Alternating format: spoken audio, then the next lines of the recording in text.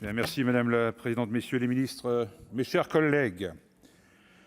Nous voici donc arrivés au jour de l'ouverture de l'examen du projet de loi de finances pour 2022. Il s'agira donc du dernier budget du quinquennat de M. Macron. Aussi nous paraît-il judicieux de tirer un bilan global de ces 5 années. Nos collègues de la majorité sénatoriale eurent, il y a quelques semaines de cela, des mots très durs à l'endroit du présent budget. Voilà en effet ce que vous déclariez, mes chers collègues. Je cite : « Le gouvernement n'envisage plus le PLF que comme un bout de torchon et il ajoute ensuite des mesures au fur et à mesure. Mais la réponse est non. Ce n'est pas comme cela qu'on gère la France. » Fin de citation. J'ajouterai cette seconde déclaration. C'est vrai qu'on peut se poser la question de savoir si ça vaut la peine de perdre 3 semaines pour corriger les imperfections d'un budget indécent. Fin de citation. Notre groupe, lors de la discussion générale à venir, déclinera nos propositions par la voix de nos collègues Pascal Savoldelli d'une part et Céline Brulin d'autre part pour le volet particulier des collectivités. Pour l'instant, afin de motiver notre choix de dépôt de cette question préalable, je tâcherai d'établir au terme de ce quinquennat l'état des lieux de notre pays et de la société française. Notre société reste profondément fracturée au plan social. La décision très emblématique de ce gouvernement de suppression de l'impôt de solidarité sur la fortune s'est révélée être un échec politique cuisant. C'est une étude récente de France Stratégie qui nous le dit. Le ruissellement annoncé ne s'est pas produit. Par contre, les revenus des 0,1% les plus riches de ce pays ont explosé. Or, cette mesure était censée, je cite, « favoriser la croissance de notre tissu d'entreprise, stimuler l'investissement et l'innovation ». Et il y a bien eu croissance, mais surtout du patrimoine des 500 plus grosses fortunes de France, patrimoine qui a quasiment doublé sous le quinquennat de M. Macron, ce qui permit au magazine Challenge de titrer en juillet dernier « 2020, un cru record en pleine année Covid ». Plus on est riche en France, plus on s'est démesurément enrichi. Si la fortune des 500 premiers milliardaires a cru de 30%, celle des 5 premiers a grimpé de 45%. L'instauration du prélèvement forfaitaire unique a incontestablement eu des effets, puisqu'elle a entraîné une hausse de 60% des dividendes distribués. Ils ont augmenté de 60% en 2018, passant de 14,3 milliards d'euros en 2017 à 23,2, et la hausse s'est poursuivie en 2019. De plus, l'étude précitée indique que cette augmentation des dividendes est de plus en plus concentrée sur la population. En 2018, 0,1% des foyers fiscaux, soit 38 000 environ, ont perçu les 2/3 des montants totaux, et les ultra-riches, 0,01% des foyers fiscaux, 3 800, qui en captaient 1/5, en ont reçu le tiers. Tel est, mes chers collègues, le bilan. Vu du côté des patriciens, tournons-nous désormais du côté des plébéiens. Voyons où nous en sommes dans la France des fins de mois difficiles, celle pour qui la moindre dépense imprévue peut vous faire basculer dans la précarité. Dans notre pays, en effet, un Français sur 5 a du mal à joindre les deux bouts. Est considéré comme pauvre quelqu'un dont le niveau de vie est inférieur au seuil de pauvreté, fixé à 60% de niveau de vie médian, soit aujourd'hui environ 1 063 € pour une personne seule, à un peu moins de 200 € du montant net du SMIC quand on y songe, mes chers collègues.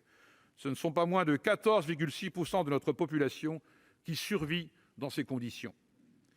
Au-delà de ces statistiques froides, ce sont des situations humaines difficiles, parfois dramatiques, qu'il nous faut considérer. Un tiers de la population française puise dans ses économies pour boucler son budget et la moitié se déclare au moins en difficulté de logement, selon l'INSEE. En France, 2,3 millions de personnes vivent avec au mieux 735 € par mois pour une personne seule. 4 millions de ménages doivent se contenter de minima sociaux, ce qui représente plus de 6 millions de personnes avec les conjoints et les enfants. Il y a aussi toutes celles et tous ceux qui connaissent l'insécurité alimentaire. 5 millions de nos concitoyennes et concitoyens ont eu recours à l'aide alimentaire cette année. La Fondation Abbé Pierre indiquait dans un rapport publié la semaine dernière que 2 Français sur 10 ont froid chez eux. Certaines allument le chauffage quand la température des chambres tombe sous les 14 degrés. Les 20% de ménages les plus modestes consacrent 16% de leurs revenus aux dépenses énergétiques, quand pour les 20% des ménages les plus aisés, ce chiffre tombe à 4,5%. Certes, le gouvernement se targue d'avoir rendu 24 milliards d'euros aux ménages. Il nous faut analyser ces données avec beaucoup de précision. En valeur absolue, ce sont bien les ménages les plus aisés qui ont bénéficié de ces gains, les ménages modestes n'étant pas ciblés pour la taxe d'habitation notamment. Parmi les 20% des ménages les plus pauvres, environ la moitié ne la payaient pas. Quand on examine la situation des retraités, on découvre des perdants avec l'augmentation de la CSG en début de quinquennat et le quasi-gel de leur pension de retraité. Précarité et pauvreté restent à un niveau très élevé dans ce pays. Peu de personnes arrivent à s'en sortir durablement et une partie importante de la population éprouve de plus en plus de difficultés à faire face aux dépenses courantes. Au surplus, la plupart du temps, les améliorations des situations proviennent d'opérations de type prime ou exonération, quand la vraie réponse passerait par une hausse durable et sensible des salaires et des pensions. Comment s'étonner dans ce contexte que la question des salaires et du pouvoir d'achat soit devenue la première préoccupation de nos concitoyens ? Et vous choisissez ce moment pour mettre en œuvre la réforme de l'assurance chômage en vue de réaliser des économies budgétaires. Votre saupoudrage de mesures ne peut suffire à constituer une réponse efficace à cette problématique du pouvoir d'achat. L'augmentation des prix de l'énergie, le léger sursaut d'inflation inquiète légitimement le pays. Ainsi, 56% des Français estiment que leur pouvoir d'achat a plutôt diminué sous la présidence de M. Macron.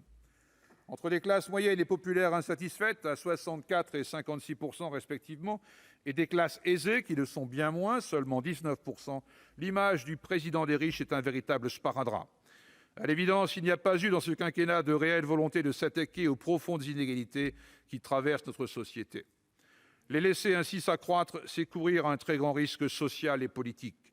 Oui, nous restons convaincus que l'impôt juste, équitable et progressif est une arme efficace pour s'attaquer à ces problèmes. Nous pensons utile de rétablir un ISF rénové et renforcé. À celles et ceux qui disent que ce n'est pas avec cette seule mesure que l'on va redresser la France, nous rappellerons que les 5,2 milliards de recettes qu'il générait avant sa suppression sont à mettre en regard des budgets tels que présentés dans ce PLF 2022, 2,7 milliards pour le budget d'agriculture, 3 milliards pour la culture, 1,6 milliard pour la jeunesse et la vie associative, 2,4 milliards pour les outre-mer ou encore 4,9 milliards pour l'aide publique au développement. Ce budget ne propose aucune mesure fiscale nouvelle, alors que les besoins auxquels nous devons faire face sont immenses. Notre inquiétude s'appuie sur cette idée de savoir qui va payer la dette publique. Elle est, depuis longtemps, l'argument absolu pour les gouvernements successifs de justifier la maîtrise, entre guillemets. Ici, il faut comprendre la réduction de la dépense publique. Votre gouvernement, après avoir fait le choix incontournable face à la pandémie du « quoi qu'il en coûte », s'apprête à présenter la facture aux Français. Cela a commencé avec la réforme de l'assurance chômage. Emmanuel Macron, président candidat ou candidat président, a déjà donné des gages aux libéraux sur l'incontournable, entre guillemets, réforme des retraites qu'il mettrait en œuvre, dit-il, dès 2022. Nous voilà tous prévenus. Pour ce dernier budget du quinquennat, les choix attendus par le pays n'ont pas à l'évidence été faits. Vous ne quittez pas ce dogme de la baisse drastique des dépenses publiques prévue dans le cadre du programme de stabilité, puisque celle-ci constitue la contrepartie aux réductions d'impôts au profit des plus fortunés de nos concitoyens. Vous proposez d'économiser sur la santé, sur le logement, sur l'APL, sur l'assurance chômage. Un État fort est un État capable d'agir grâce à des marges budgétaires importantes issues des recettes fiscales qu'il voudra se donner. Les Pandora Papers viennent de braquer une nouvelle fois les projecteurs sur cet argent soustrait aux caisses de l'État. Le gouvernement avait annoncé lors de ces révélations qu'il allait procéder à des vérifications. Au même moment, M. Le Maire, ministre de l'Économie et des Finances, rencontrant ses homologues européens, a réagi vigoureusement en donnant son accord pour que les Seychelles soient retirées de la liste européenne des paradis fiscaux. Toujours cette ambivalence qui illustre le manque d'une vraie volonté politique de ce gouvernement de s'attaquer radicalement à ce scandale de notre temps. Et pourtant, les sommes en cause dans ces différentes révélations sont absolument vertigineuses. Votre action, globalement, s'apparente davantage à un saupoudrage cosmétique qu'à une action en profondeur.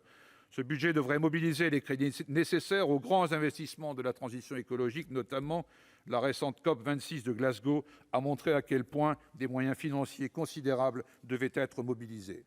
Consacrer 10 milliards par an à la rénovation des bâtiments publics, par exemple, et des logements, permettrait de réduire la consommation énergétique des ménages, donc leur facture.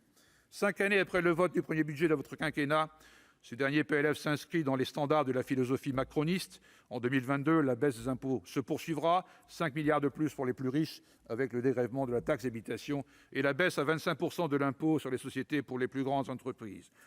Nous savons que l'idée d'une question préalable a traversé l'esprit de plusieurs de nos collègues de la majorité sénatoriale. Il ne s'agit pas ici de faire l'école buissonnière. Notre groupe soumet donc au débat cette motion. C'est toute la logique de cette construction budgétaire qu'il convient de rejeter. C'est à chacune et chacun d'entre nous désormais qu'il incombe de s'exprimer sur ce sujet en pleine lucidité et en pleine responsabilité. Je vous remercie. Quel est l'avis de la commission sur cette motion ?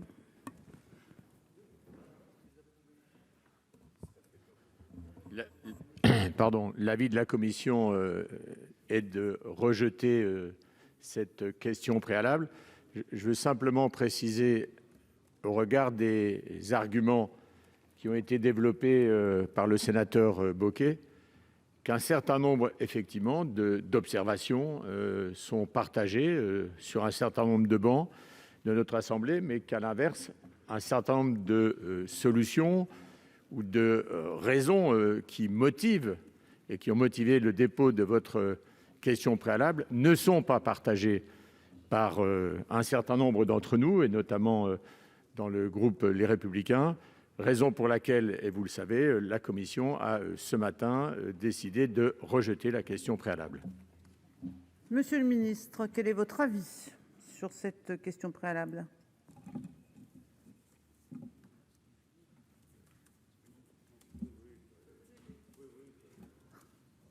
C'est là.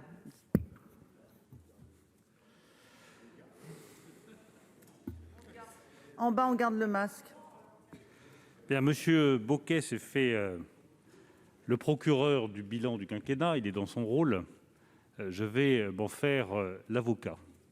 Et je l'espère avec un tout petit peu plus de finesse et de justesse d'analyse qu'il ne l'a fait, et un peu plus d'honnêteté par rapport à la réalité du pays.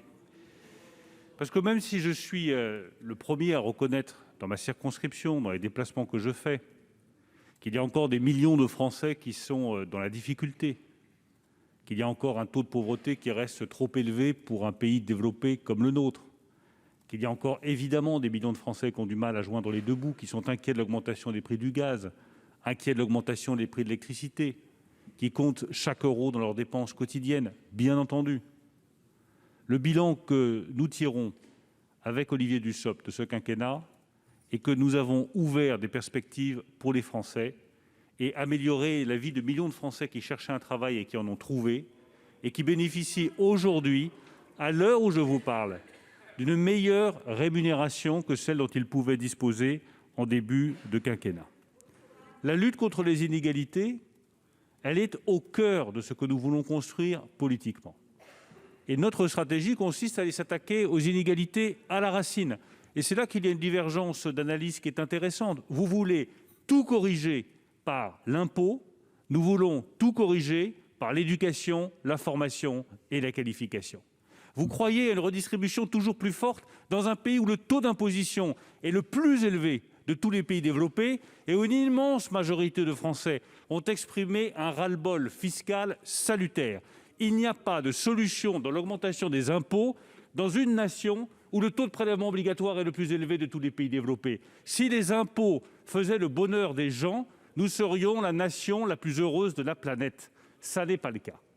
Donc je conteste votre proposition politique, car j'estime que c'est celle qui a été empruntée pendant des décennies, et qui a contribué au malheur français. Quand vous retirez à ceux qui travaillent une trop grande partie du produit de leur travail, ne vous étonnez pas qu'il y ait du désespoir, qu'il y ait du malheur, qu'il y ait de la désespérance qui se développe dans notre pays. Nous avons pris les problèmes à la racine.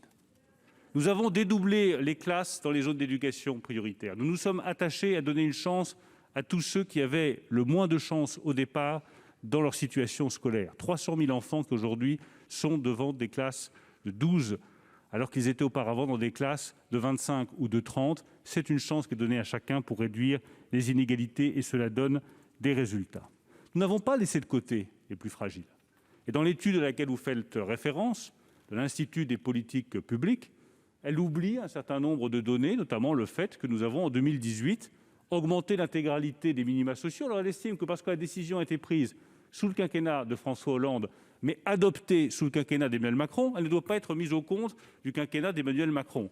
Moi, il me semble que cette augmentation générale des minima sociaux décidée en 2018 doit être mise au compte du Président de la République, comme doit être mise à son compte le fait que nous avons décidé de rembourser à 100% les soins optiques, à 100% les soins dentaires, que nous avons augmenté les prestations pour tous ceux qui avaient les niveaux de revenus les plus fragiles. Tout cela corrige l'analyse qui a été faite par cet Institut des politiques publiques. Enfin, nous avons une ligne directrice. Alors, vous pouvez la contester, c'est le mérite de ces débats démocratiques. Mais la ligne directrice de la politique économique de cette majorité, elle se résume à un mot: le travail. Le travail, le travail, le travail. D'abord, développer du travail pour tous, faire en sorte que chacun puisse trouver un emploi, faire baisser le taux de chômage. C'est un combat sans relâche que nous avons livré et qui a commencé à donner des résultats. Vous devriez vous réjouir, Monsieur Bocquet, que la crise économique actuelle, au lieu de générer des centaines de milliers de chômeurs supplémentaires, ce qui aurait dû être le cas, grâce au choix que nous avons fait sur l'activité partielle, 35 milliards d'euros qui ont été mis sur la table pour éviter les licenciements de salariés, pour éviter les pertes de compétences, pour éviter les drames sociaux partout dans la France. Aucune autre majorité n'a eu le courage de mettre autant d'argent sur l'activité partielle pour éviter un drame social, éviter un drame politique et faire en sorte qu'on protège l'emploi dans notre pays. C'est notre ligne conductrice: le travail, le travail, le travail. Et du travail qui paye. Vous devriez vous y retrouver là-dessus. Regardez la prime d'activité, 10 milliards d'euros par an que vous votez pour que ceux qui sont rémunérés avec les niveaux de rémunération les plus faibles puissent avoir un niveau de rémunération décent. La suppression des cotisations patronales, la défiscalisation des heures supplémentaires, la défiscalisation des pourboires, la suppression de la taxe à 20% sur l'intéressement et sur la participation. Mais tout cela permet de mieux associer le salarié aux résultats de l'entreprise et permet à un salarié au niveau du SMIC de toucher non pas 1 270 € net par mois, mais presque 1 500 €. Certains candidats de la droite en ont rêvé. Nous l'avons fait pendant ce quinquennat, près de 1 500 € net par mois grâce aux aides de l'État. Nous croyons au travail qui paye. Et oui, effectivement, nous croyons qu'il est bon que les Français gardent une partie du produit de leur travail et que tout ne leur soit pas pris par les impôts. Nous avons baissé de 26 milliards d'euros les impôts sur les ménages. Je considère que c'est juste, je considère que c'est efficace, et je rappelle que la baisse de l'impôt sur le revenu, Monsieur Bocquet, a été concentrée en priorité sur les niveaux de revenus les plus modestes. Le résultat de tout cela, c'est que nous créons de l'emploi, que la croissance est de retour, que nous sommes dans la bonne direction, et même si je ne mésestime pas, une fois encore, la colère de beaucoup de Français, le désespoir, le sentiment que l'horizon est bouché, nous avons ouvert une voie qui tourne autour de cette idée simple d'un travail pour chacun, un travail qui garantit la dignité de sa vie, un travail qui permet de se construire, un travail qui permet de trouver sa place dans la société. Je considère que c'est la bonne voie pour la France. Quant aux inégalités internationales, puisque vous en avez dit un mot, je pense qu'on devrait tous partager cette fierté de voir que c'est la France qui a été en tête de la coalition qui a dégagé 100 milliards de dollars de droits de tirage spéciaux du Fonds monétaire international, 6 mois de combat pour aider les plus fragiles, aider les pays en développement qui ont consacré 2,5% de leur richesse à la protection de leur économie et à la relance, là où les pays développés en ont consacré 25%. C'est la France qui a porté cette idée-là. C'est la France qui a porté l'idée de réduire les inégalités entre les pays développés et les pays en développement pour éviter une grande divergence entre le Nord et le Sud. Et je pense que nous pourrions enfin tirer une fierté collective de l'inégalité fiscale internationale que nous avons réussi à résoudre en livrant depuis près de 5 ans le combat pour une fiscalité internationale plus juste qui va nous permettre d'avoir un impôt minimum et enfin un impôt sur les géants du digital. Bien, avant de procéder au scrutin public sur cette question préalable, y a-t-il des explications de vote? Allez-y, monsieur. Merci, Madame la Présidente. Je dirais à mon collègue Éric Bocquet et à ses collègues qu'ils ne seront pas surpris d'apprendre que nous ne voterons pas cette motion préalable, même si je suis respectueux de la clarté et du courage de ce qu'ils disent, de ce qu'ils font, plutôt que pendant 3 jours de travailler pour rien Et puis dès mardi prochain, on va fermer le rideau, on va baisser le rideau et plus rien. Donc, je pense que nos concitoyens, ils attendent effectivement que nous votions ce budget, parce qu'il y a des mesures qui ont été annoncées par le président de la République. Ils attendent le vote de l'indemnité inflation. Ils attendent l'adoption du bouclier tarifaire pour faire face à la hausse des prix des tarifs de l'énergie. Ils attendent les crédits au financement de la justice, de l'éducation. Les collectivités territoriales attendent le vote des dotations. Voilà, je crois que c'est aujourd'hui le rôle du Sénat de discuter, d'amender, de supprimer des dispositions, d'en créer de nouvelles. Voilà, c'est notre rôle et c'est une des raisons pour lesquelles, bien évidemment, il ne faut pas renoncer à notre responsabilité de législateur et donc qui nous empêcherait d'adopter des mesures largement entendues par les Français. Monsieur Capu.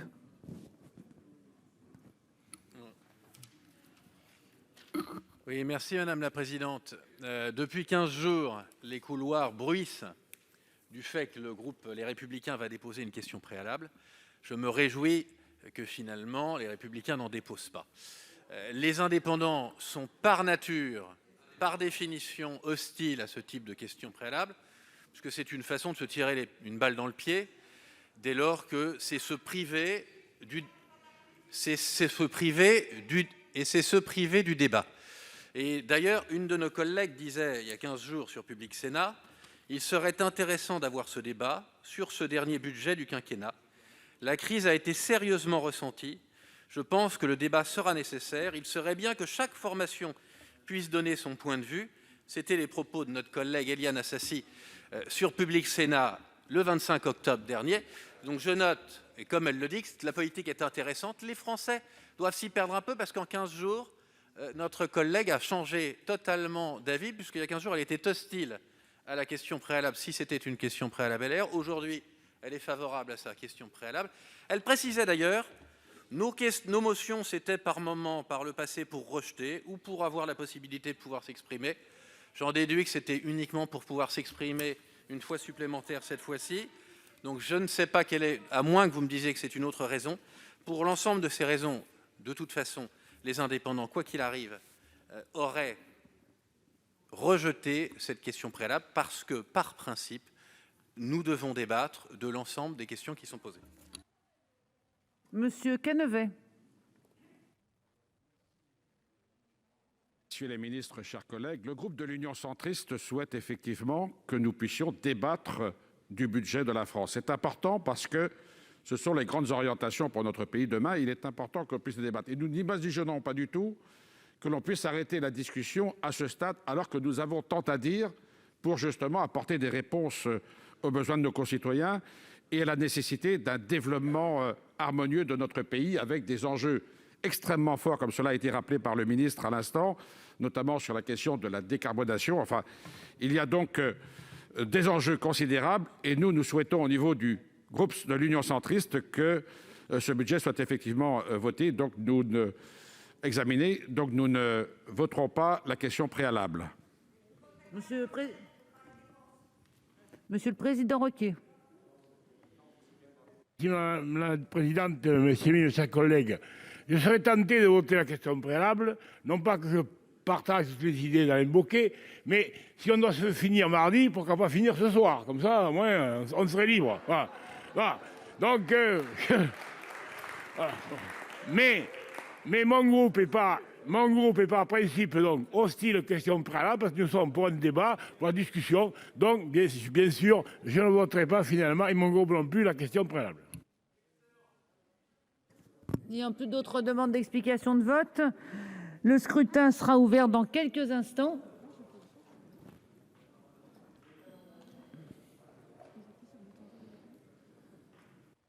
Le scrutin est ouvert.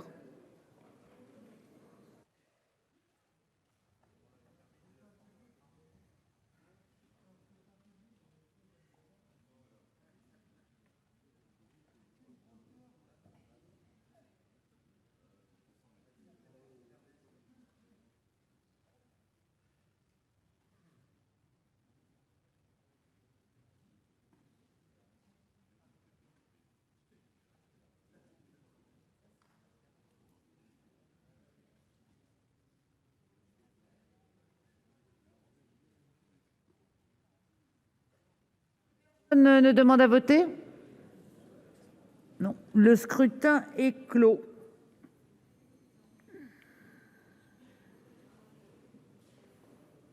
Votant 343, exprimé 331, pour 15, contre 316. La question préalable n'a pas été adoptée.